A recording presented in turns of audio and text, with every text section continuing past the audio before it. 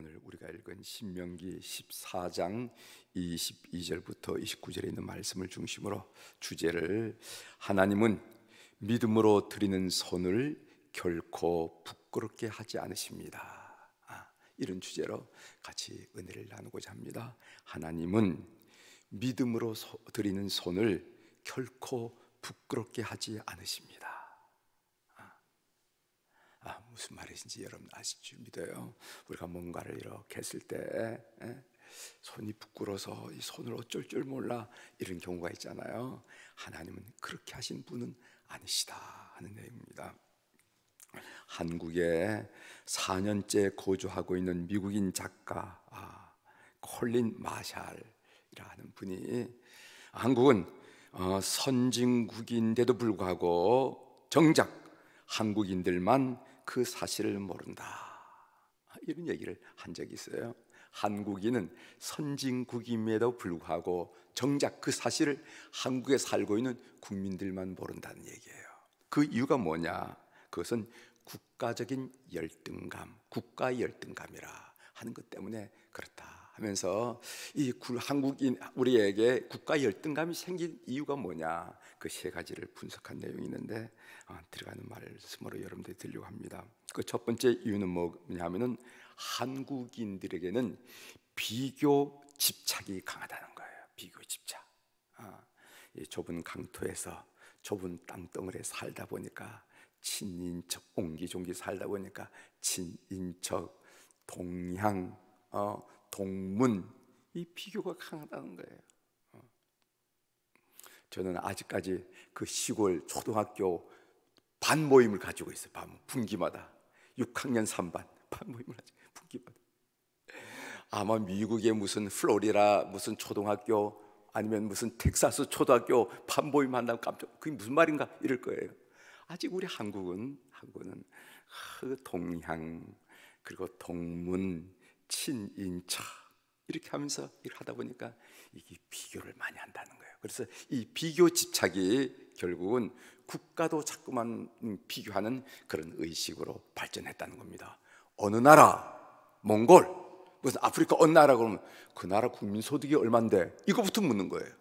국민 소득 얘기해서 우리보다 높다 그러면 괜히 움츠러드는 것 같고 우리보다 낮다 그러면 괜히 우울감을 느끼고 하는 그런 의식이 비교 의식, 비교 집착이 강하기 때문에 그런 현상이 나타난다 이렇게 분석했습니다. 두 번째로는 이 국가적 열등감이 일제 식민 통치의 유산이라 하는 얘기입니다. 우리가 36년간 아니 그 전후로 일제 영향을 받았는데 그때 지식인들이 국민 의식이 우린 왜 이럴까?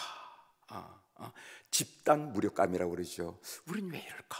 하는 그런 의식이 바로 이 국가 열등감의 유산이 되었다 하는 얘기입니다. 세 번째로는 마지막 하나는 근래 우리 국가의 반복된 재난으로서 그 충격의 연속이라는 거죠. 이 트라우마의 연속이라는 겁니다. 1995년에 일어났던 삼풍백화점 붕괴 사건, 2014년에 일어났던 세월호 참사 사건, 이게 어떻게 선진국에 이런 일이 날 수 있냐 말이지. 전 국민이 TV를 통해서 버젓이 보는데 하루 동안 살아날 수 있을 것 같은데 그냥 서서히 가라앉으면서 생떼 같은 우리 아이들이 그런 모습 보면서 이게 무슨 선진국이냐 말이지 하는 그런 의식이 우리에게 강하게 자리 잡았다는 겁니다. 일종의 트라우마죠. 이런 것 때문에 국가 열등감이다. 그분이 얘기하기를 이제는 그런 열등감을 벗어날 때가 됐다는 거예요. 코로나19 바이러스 사태 처리하는 거 봐라. 국민의 의식을 봐라. 의료 시스템을 봐라. 충분히 벗어날 때가 됐다 하면서 이 4년짜리 외국인이 우리 한국인을 이렇게 이야기하는 것을 읽어본 적이 있습니다. 제가 오늘 이야기를 말씀을 드린 이유는 뭐냐면은 여러분 우린 선진국입니다. 왜 여러분 웃으세요? 선진국이라는데 아멘 하셔야지. 우린 선진국. 제가 선진국이라는 걸 강조하는 이유가 있습니다. 그 이유는 뭐냐면은 오늘 이 땅에 이 지구 위에 살아가고 있는 많은 후진국 못 사는 사람들에 대해서 책임감을 가져야 된다는 거예요. 우리 아프리카에 얼마를 도와줘야 된다. 그 아프리카에 코로나 바이러스 때 어렵다. 얼마나 아니 그 우리 세금이 아니야. 이렇게 나가서는 안 된다는 거예요. 도와줄 수 있으면 아멘이죠. 하면서 집안의 어른처럼 장남처럼 이 땅의 선진국이라고 그런다면은 그런 이름을 듣기를 원한다 그런다면은 우리보다 못한 데 대해서 기쁨으로 그래야지요 하면서 그 일에 기쁨으로 동참하고 그 일을 장려하고 그 일을 격려하는 그런 민족 의식이 필요해요. 트럼프식이 되어가면 안 됩니다. 트럼프식이 되어가면 안 돼. 우리가 그런 일일 때 도울 수만 있다면 돕는 의식을 갖고 격려하고 박수를 쳐주고 이럴 때 참으로 하나님이 기뻐하시고 선진국 의식이 된다 한 내용을 여러분들에게 말씀을 드리기 위해서 오늘 이야기를 여러분들에게 서론으로 드렸습니다. 오늘 본문 내용은 이 본문은 신명기 14장 22절부터 29절에 있는 말씀인데 모세가 이스라엘 백성의 삶이 풍성해지는 길을 제시하고 있습니다. 어떻게 하면 우리가 풍성해지겠느냐? 그 길을 제시하는데 그것이 바로 11조 규례라는 거예요. 잘 들어하십시오. 모세는 이스라엘 백성의 삶이 풍성해지는 길을 제시하는데 그 길이 11조 규례라는 겁니다. 11조는 세 종류가 있어요. 따라서 이스라엘 백성들은 수입의 11조는 10%죠. 10%만 드린 것이 아니라 사실 따지고 보면 23.3%를 드린 거나 마찬가지입니다. 그 11조, 첫 번째 11조가 뭐냐면 레인들을 위해 드리는 일반적인 11조가 있어요. 일반적인 11조. 민수기 18장 21절에 보면은 제가 읽어드리겠습니다. 내가 이스라엘의 11조를 레위 자손에게 기업으로 다 주어서 그들이 하는 일 곧 해막에서 하는 일을 갚나니, 이런 말씀이 있어요. 그러니까 이스라엘이 가나안 땅에 들어가서 토지 분배를 할 때 레인들은 주지 않았습니다. 레인들에게는 토지인들을 주지 않았습니다. 그러면 레인들이 뭐를 하느냐? 레인들은 해막 봉사, 성전 봉사에 전념하십시오. 하나님을 섬기고 예배하는 일에 전념하십시오. 대신 다른 지파들이 11조를 내서 당신들 레인들의 생활을 책임지겠습니다 하는 규례를 만드는 것이 일반적인 11조예요. 이 시초입니다.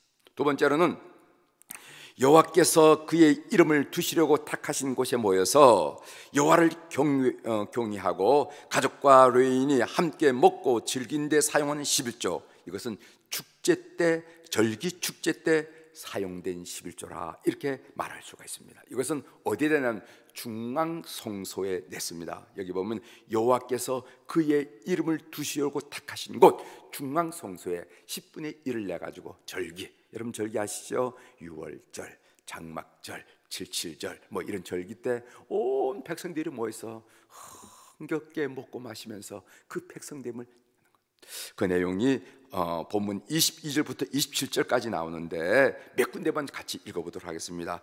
23절 한번 읽어보겠습니다. 네 하나님 여호와 앞 시작. 네 하나님 여호와 앞 곧 여호와께서 그의 이름을 두시려고 택하신 곳에서 내 곡식과 포도주와 기름의 11조를 먹으며 또 내 소와 양의 것을 먹고 내 하나님 여호와 경외하기를 항상 배울 것이니라. 넘겨서 26절 같이 읽겠습니다. 내 마음에 시작.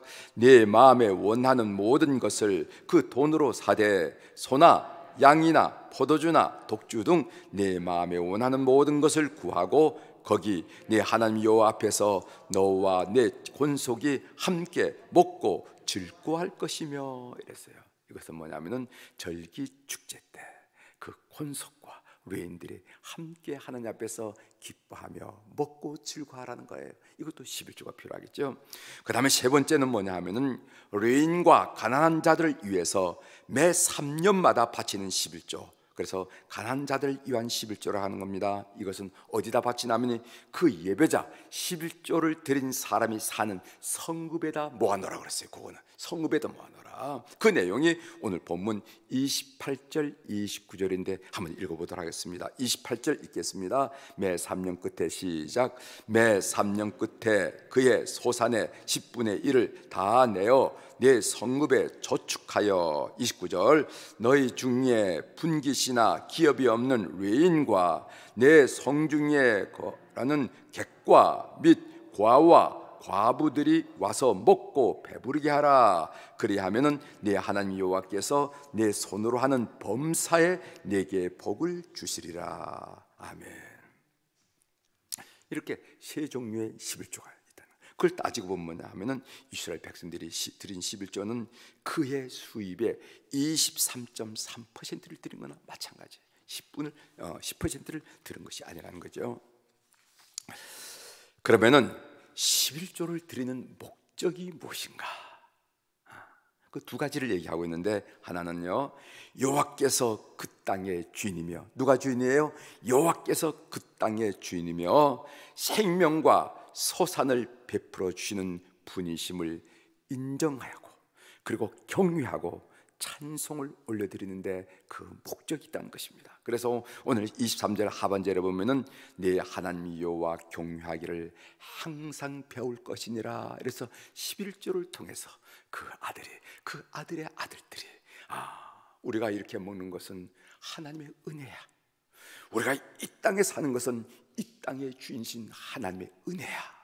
우리가 이렇게 먹을 수 있는 것은 하나님의 은혜야 하면서 하나님을 인정해드리고 하나님을 경유하고 하나님을 높여드리면서 하나님을 찬양하는 그 목적이 바로 11조라는 거예요. 이걸 가르치기 위해서.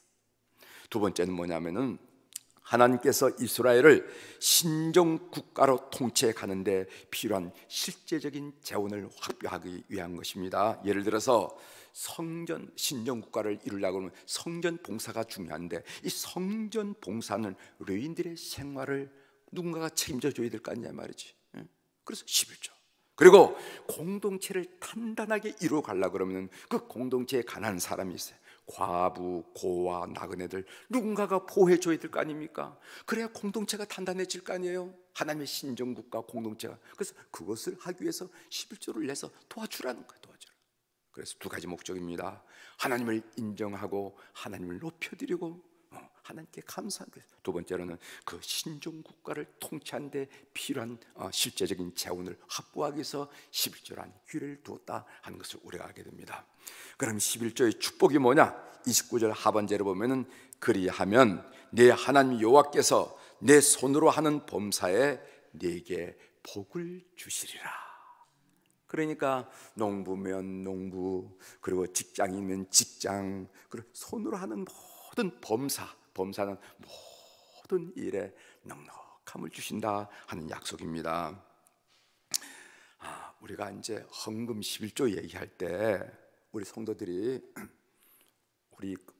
우리의 신앙의 배경이 주로 샤머니즘이 많아요. 샤머니즘. 그러니까 돈 놓고 돈 먹는 식이 되기 쉽다 이 말이지. 이건 헌금이 아니에요. 이건 성경이 가르치는 헌금이 아니라는 것을 우리 교우들이 잘 아셔야 됩니다. 우리 수표교회 성도님들이 이 정도의 차원은 넘었다고 저는 믿어요. 돈 놓고 돈 먹는 거야. 내가 오늘 100만 원 드렸으니까 거기 이자 10만 원 해가지고 잘하면 해가지고 한 150만 원 떨어지겠지. 이런 계산으로 드리는 것이 헌금이 아니라는 거예요. 헌금은 뭔가? 하나님이 베푸신 은혜에 감사. 그리고 내가 인생을 살아봤다니까 내 힘으로 하는 것은 아무것도 없다. 모든 것을 의지하는 마음, 의탁하는 마음, 우리의 존재의 근거에 우리의 삶의 절대 주권자인 하나님께 의지하는 마음으로 드린 것이 헌금이 헌금. 그럴 때 우리는 하나님의 풍성한 은혜를 누릴 수 있다. 그리하면 내 하나님 여호와께서 내 손으로 하는 범사에 내게 복을 주시리라. 여러분, 이 진리는 오묘합니다. 하나님께 드린 사람들은 이 비밀을 체험한 사람들이에요. 날강도가 아니거든. 그래서 교우들이 헌금하는 것을 가만히 보면은 이 진리를 체험한 사람들이 헌금을 하더라. 헌금. 그래서 제가 오늘 주제로 여러분들에게 이렇게 말씀드렸습니다. 하나님은 믿음으로 드리는 손을 결코 부끄럽게 하지 않으신 분이시다. 믿는 여러분들이 꼭 되시기를 바랍니다. 하나님께 믿음으로 드리는 그 손을, 이 손을 어떻게 할지 몰라서 우리가 부끄러워하잖아. 이거 어떻게 할지, 주머니에 넣을 수도 없고 뒤로 숨길 수도 없고, 그렇게 만들지 않은 것을 삶을 통해서 경험했습니다. 여러분 용서하고 들으십시오. 저 얘기를 한 1분간만 하고 마치도록 이렇게 하도록 하겠습니다. 제가 전도사 때 저 강화 창우리 교회에서 전도사 목회를 했어요. 목회를. 그 당시 사례비가 얼마 나면 정확한지는 모르는데, 저는 이 숫자에 대해서 별로 이렇게 관심이 없어서 정확한지 모르는데 제가 한 13만 원 정도 올해 사례비로 받은 것 같아요. 13만 원. 그 당시 81년도니까 13만 원. 근데 이 시골 교회가 말입니다, 몇 명 되지 않으시 이 13만 원을 만들어내지 못하잖아요. 그러면은 어떻게 하면 월급은 13, 사례비는 13만 원인데 어떤 때는 6만 원 받기도 하고 어떤 데 5만 원 받기도 하고 이래요. 그러면은 그 나머지 돈 차액은 제가 감상금으로 이렇게 봉투에, 돈 없이 봉투에 씁니다. 감상금 6만 원, 감상금 7만 원 이렇게 해서 이 봉투로 계산이 되는 거예요. 교회가 이 부채가 져서는 안 되잖아요. 그러니까 어떻게 하냐면은 돈 되는 대로 받고 또 나머지는 감상금으로 했다 이렇게 해가지고 맞춰 나가면서 그렇게 생활을 했습니다. 제가 섬겼던 그 교회는 어떤 교회냐 하면은 그냥 진흙 바닥에다가 벽돌만 쌓고 지붕만 씌운 교회였어요. 봄철이 들어왔는데 이렇게 뭔가 손을 대야 되겠더라고. 시멘트 공사를, 도끼다시라고 그러죠. 시멘트 공사를 완공을 해야 되겠는데 교인들을 보니까 이거 뭐 나올 것 같지는 않고 그래서 제가 그 당시 대학원을 포기를 하고 등록금을 드리면서 그 일을 시작해서 완공한 적이 있습니다. 하나님 그걸 기대하는 거예요. 제가 이 말씀을 간단히 여러분들에게 드린 이유는 뭐냐면 하나님께서 이런 태도를 기쁘게 받으시고, 부족한 삶이지만은 저희 인생을 살 때 저도 자식 낳아서 자식 키우고 살면서 풍족하진 않지만은 부족하지 않게 저희 삶을 꾸려 가시더라고. 저를 하나님 풍족해서 뭐 사치부릴 일은 아니지만은 부족함이 없도록, 빚지지 않도록 내 삶을 이끌어 가시는 것이 우리 하나님께서 때마다 그런 작은 일을 하나님께서 기쁘시게 받으시구나 하는 느낌이 저한테 와요. 저한테 와. 이것을 보고 오면 이치라고 말할 수가 있는 거죠. 이건 헌금해 본 사람이만 느낄 수 있는 것, 인생을 살아보면서 느낄 수 있는 것이라는 것을 여러분들에게 말씀을 드렸습니다. 다시 말씀드립니다. 하나님, 우리 하나님께서는 믿음으로 드린 손을 결코 부끄럽게 하지 않더라 하는 것을 믿으면서 오늘 여러분들에게 큰 격려와 또 소망이 되기를 주의 이름으로 축원합니다. 여러분.